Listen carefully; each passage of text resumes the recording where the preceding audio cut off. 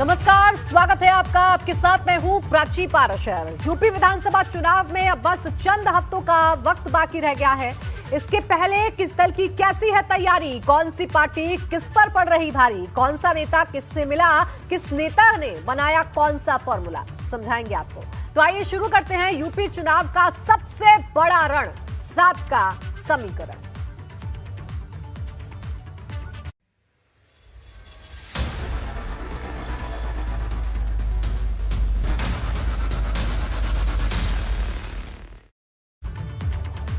UP चुनावी माहौल में गठबंधन, विलय और समर्थन का खेल जारी है। अब बात करेंगे 2022 के बंधन।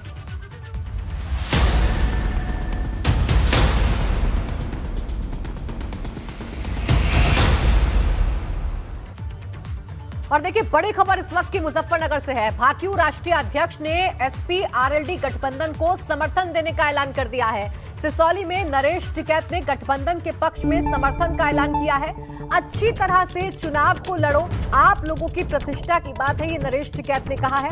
बुढ़ाना ऐतिहासिक सीट है, आप लोगों को बहुत वोटों से जिताना है। तो देखिए, अभी तक पॉलिटिकल क्या होगा स्टैंड भारतीय किसान यूनियन का, ये साफ नहीं हो पा रहा था। लगातार सवाल पूछे जा रहे थे राकेश टिकैत से, नरेश टिकैत से, और अब जो कि भाकियू के राष्ट्रीय अध्यक्ष है नरेश टिकैत, उन्होंने साफ कर दिया है कि वो समर्थन दे रहे हैं समाजवादी पार्टी और आरएलडी को। आपको बता दें, पश्चिमी उत्तर प्रदेश में सबसे बड़ा मुद्दा किसान आंदोलन का इन आने वाले चुनावों में नजर आता है। हालांकि किसान आंदोलन वापस लिया जा चुका है, सरकार मांगे मान चुकी है, लेकिन उसके बावजूद ये बहुत महत्वपूर्ण होगा कि नरेश टिकैत ने ऐलान किया है एसपी आरएलडी के गठबंधन के पक्ष में समर्थन का। भाई, आप लोगों की परीक्षा की घड़ी इस गठबंधन तक बगल जो कोई भी जाओ उसे कुशा मंदरामन जो कुछ भी तरीका अपनाना हो, रिक्वेस्ट का ये, और तो कुछ नहीं, और तो और तरीका तो कुछ नहीं होता। सब अच्छा व्यवहार सारे को काम आवे और बड़े अच्छे तरीके से सब मनाने की बात है और इस गठबंधन को सफल बनाओ। जय हिंद, जय भारत। और अभिषेक मेरे सहयोगी ज्यादा जानकारी देंगे, फोन लाइन पर मेरे साथ जुड़ गए हैं। देखिए अभिषेक, इसी ऐलान का इंतजार किया जा रहा था और जैसे ही चुनाव करीब आया, स्टैंड पूरी तरीके से क्लियर हो चुका है। आरएलडी और सपा के गठबंधन का समर्थन करेगा भाकियू। किस तरीके से आने वाले चुनाव पर प्रभाव पड़ेगा? देखो, मैं आपको बताना चाहूँगा, मुजफ्फरनगर में 6 सीट है विधानसभा की। इसमें जो बुढ़ाना विधानसभा है वो होस्ट सीट मानी जा रही है। कहीं ना कहीं जो किसान आंदोलन है उसको लेके भी कहीं ना कहीं इसमें असर है। कहीं ना कहीं जो किसान है वो नाराज दिख रहे हैं। जो नरेश टिकैत है राष्ट्रीय, वो भारतीय किसान राष्ट्रीय, उन्होंने साफ तौर पर कहते हैं कि ये हॉट सीट है, कहीं ना कहीं इसमें इज्जत का सवाल है, इसको जिताना है। जी बिल्कुल साफ कर दिया है कि इस हॉट सीट पर किसको जिताना है। सिर्फ सीट की बात की है अभिषेक, या पूरे पश्चिम उत्तर प्रदेश में इसका असर होगा? पूरे पश्चिम उत्तर प्रदेश में किसानों को यह ऐलान किया है, संकेत दिया है नरेश टिकैत ने। देखो, मैं बताऊं, कहीं ना कहीं ये इशारा पूरे पश्चिम उत्तर प्रदेश में ही जाएगा कि जो सिसोली है वो कहीं ना कहीं जाकर की एक राजधानी मानी जाती है। तो राष्ट्रीय अध्यक्ष ने एक बार ऐलान कर दिया तो कहीं ना कहीं इसका असर पूरे पश्चिम उत्तर प्रदेश में पड़ेगा। जी बिल्कुल, शुक्रिया आपका अभिषेक तमाम जानकारी के लिए। तो आपको बताएं, सिसौली में नरेश टिकैत ने ऐलान कर दिया है कि बुढ़ाना विधानसभा सीट से हमें जिताना है एसपी आरएलडी गठबंधन को। और इस वक्त हमारे साथ खुद भाकियू के प्रवक्ता राकेश टिकैत जुड़ गए फोन लाइन पर। स्वागत है राकेश जी आपका एबीपी गंगा पर। सवाल है मेरा, ये ऐलान सिर्फ बुढ़ाना के लिए है या पूरे वेस्टर्न यूपी के लिए? राकेश जी, आवाज मिल रही है आपको?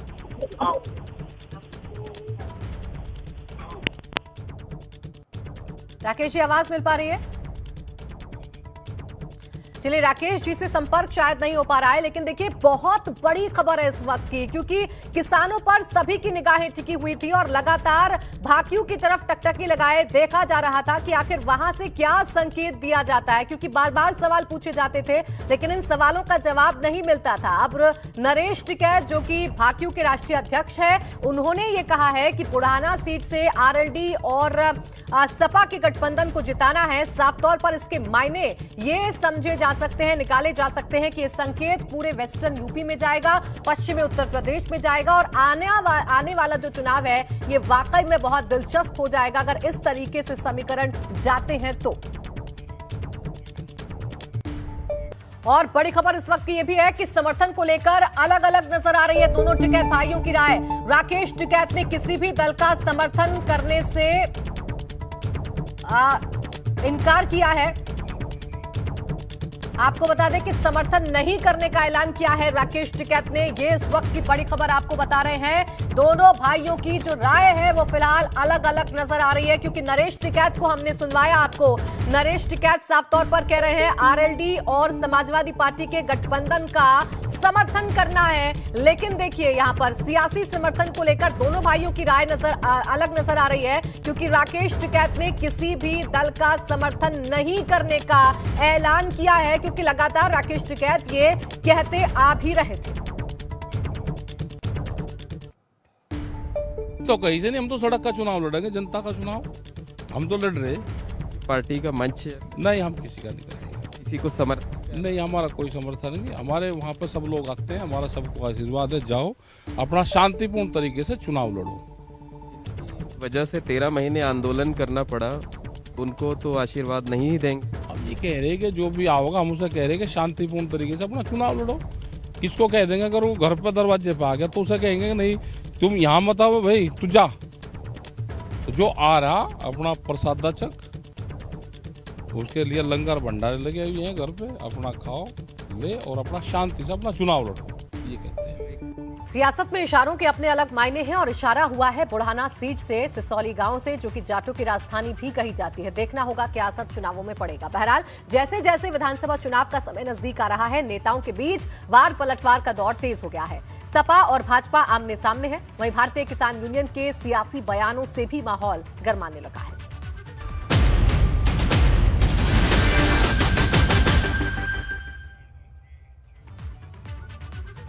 किसान नेता और भारतीय किसान यूनियन के राष्ट्रीय प्रवक्ता राकेश टिकैत ने सीएम योगी आदित्यनाथ के गोरखपुर से चुनाव लड़ने पर लोगों से योगी को जिताने के लिए व्यंग्यात्मक अपील की। राकेश टिकैत ने कहा कि विपक्ष को मजबूत रखने के लिए जनता को योगी को जिताना चाहिए। विपक्ष में अच्छे और बड़े नेता का होना जरूरी है। साथ ही ये भी साफ कर दिया कि भाकियू किसी राजनीतिक पार्टी के मंच पर ना तो जाएगा और ना ही किसी के समर्थन में रैली करेगा। हालांकि भाई कुछ और बयान दे रहे हैं। भारतीय जनता पार्टी से आपकी नाराजगी कुछ कम हुई या पहले की तरह? हमारी बीजेपी से नहीं, हमारा किसी पार्टी से हमारा कोई मतलब नहीं। हमारा है सरकारों की पॉलिसी से, उनसे रहता है हमारा किसी पार्टी विशेष के खिलाफ हमारा कोई अभियान नहीं रहता। सरकारों की पॉलिसी के खिलाफ हमारा मूवमेंट रहता है। हम तो अपनी बात बताते हैं, जनता को अपनी बात बताएंगे हम भी। मुख्यमंत्री योगी जी गोरखपुर से विधानसभा का चुनाव लड़ने जा रहे हैं। जीतना चाहिए भाई, उनको विपक्ष मजबूत रहना चाहिए, विपक्ष के नेता हाउस में मजबूत रहना चाहिए, उनको चुनाव जीतना चाहिए। विपक्ष के नेता मजबूत होने चाहिए, इसका क्या मतलब? अरे अगर विपक्ष के नेता हाउस में मजबूत नहीं होंगे, कोई भी हो, जो भी बड़ा लीडर है वो चुनाव जीतना चाहिए, क्योंकि सत्ता पक्ष भी मजबूत होती है और विपक्ष भी मजबूत रहना चाहिए। अगर विपक्ष में योगी जी बैठेंगे तो सत्ता में किसे देखना? हमें नहीं पता कौन बैठेगा। हमने कहा कि जो भी मजबूत नेता हो, वो चाहे सत्ता में हो या विपक्ष में हो, वे हारने नहीं चाहिए, ये कहा हमने। आप कह रहे हैं कि विपक्ष की नेता मजबूत? हमने कहा कि विपक्ष के नेता भी तो मजबूत रहने चाहिए, क्योंकि अगर विपक्ष कमजोर होगा तो हाउस में बात नहीं करी जाती। विपक्ष भी मजबूत रहना चाहिए, तो योगी जी जीतने चाहिए, मुख्यमंत्री हैं हमारे, जीतने चाहिए। मतलब अपने जो किसान हैं उत्तर प्रदेश में फैले हुए, उनको आप यही संदेश दे रहे हैं कि योगी जी और उनकी पार्टी को विपक्ष में बिठाना है? हम कहाँ कह रहे विपक्ष में बिठाना, हम आप ही तो कह रहे हैं। हमने तो ये कहा कि विपक्ष के नेताओं को भी मजबूत रहना चाहिए, ये कहा हमने।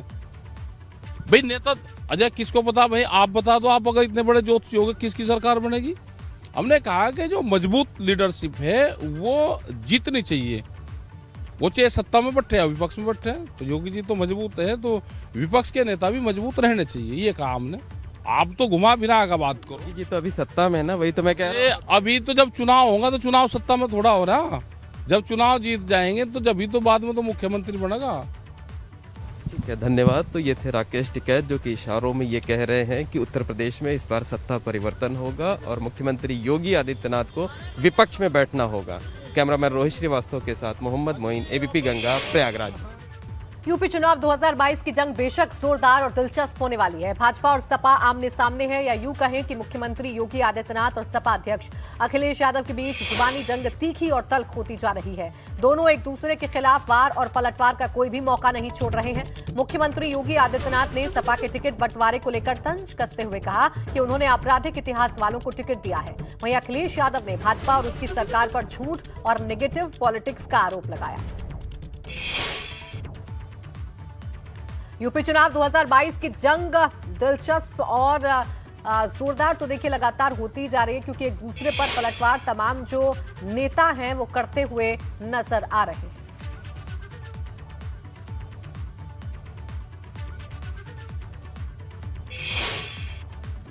समाजवादी पार्टी गठबंधन की जो सूची आई है उस सूची को भी सबने देखा है। कैराना में हिंदू व्यापारियों के पलायन के लिए जिम्मेदार लोगों को टिकट देना, मुजफ्फरनगर के दंगाइयों को टिकट देना, बुलंदशहर और अन्य लोनी में हिस्ट्री सीटर को, पेशेवर हिस्ट्री सीटर को और अपराधियों को टिकट देना, इस समाजवादी पार्टी और गठबंधन के चरित्र को उजागर कर देता है। लेकिन इस लड़ाई में जो विदाई हुई है गोरखपुर के लिए, मैं बधाई देता हूं। तो जनता और हम सब लोग मिल करके पक्की उनकी विदाई कर देंगे कि दोबारा इधर लौट करके ना आ पाए। कितना झूठ बोला, लगातार 4.5 साल झूठ बोला, और नेगेटिव पॉलिटिक्स, विभाजन की पॉलिटिक्स, नफरत की पॉलिटिक्स, आपस में लड़ाने की पॉलिटिक्स, ये राजनीति अगर किसी ने की है तो भारतीय जनता पार्टी ने की है। मुझे खुशी है आप लोगों के साथ आने से अब एक दूसरे का साथ दे करके हम लोग पॉजिटिव पॉलिटिक्स करेंगे। चुनावी मौसम में तमाम नेता दल बदल में मशगूल हैं और मौके पर चौका मारने में देर नहीं लगा।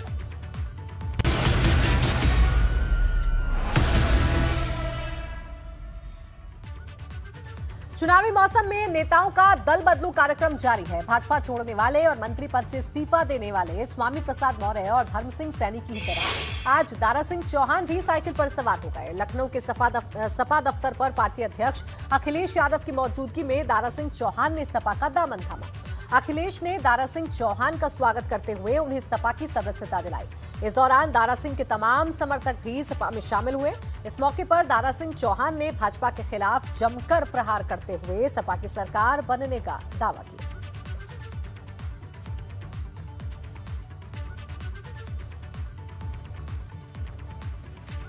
तो देखिए, दारा सिंह चौहान जिन्होंने स्वामी प्रसाद मौर्य के इस्तीफे देने के बाद अपना भी इस्तीफा दे दिया था और भारतीय जनता पार्टी पर पिछड़ा विरोधी होने का आरोप लगाया था, वो आज समाजवादी पार्टी में शामिल हो चुके हैं।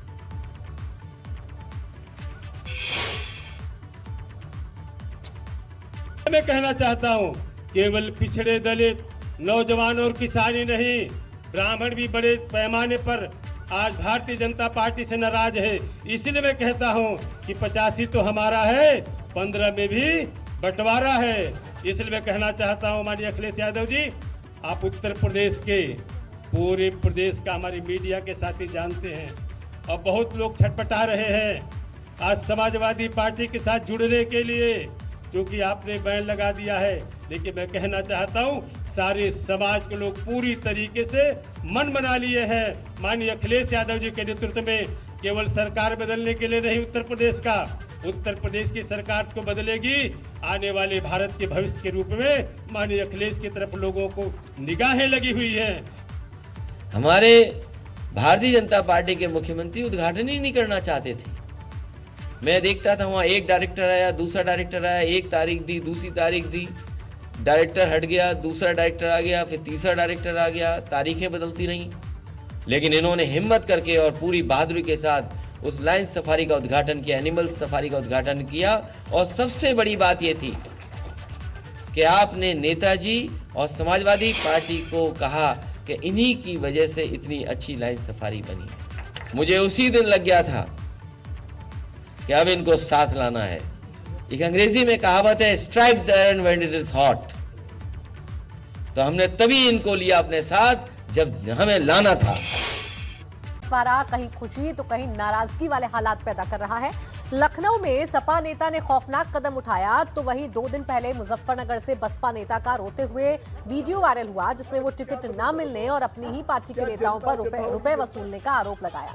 तो वहीं टिकट ना मिलने को लेकर भाजपा ने भी विरोध दिखाई दिया और मुजफ्फरनगर के भाजपा नेताओं ने पुतला जलाकर नाराजगी जाहिर की। कुछ मैं कर रहा हूँ, उसके बाद भी मेरे साथ ऐसा कर रहे हैं, कुछ सीधा जारी